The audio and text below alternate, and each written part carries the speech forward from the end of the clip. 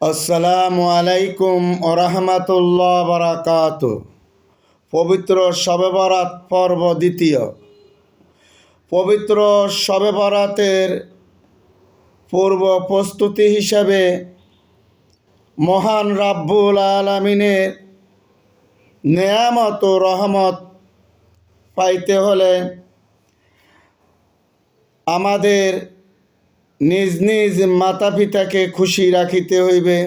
যদি জীবিত না থাকেন তাহলে তাদের কবর জিয়ারত এবং ওনাদের মাগফিরাতের জন্যে মহান রাব্বুল আলামিনের নিকট দোয়া করিতে হইবে এবং যাবতীয় সুদ ঘুষ জুলুম অত্যাচার ব্যভিচার হিংসা অহংকার গীবত শেখায়েত সকল প্রকার পাপাচার বন্ধ করিতে হবে।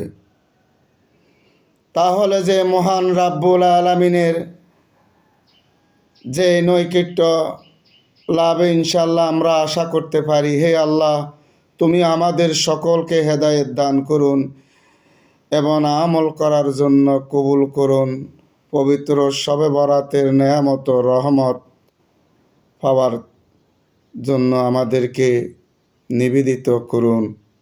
আমিন। আসসালামু আলাইকুম রহমতুল্লাহ বারাকাত।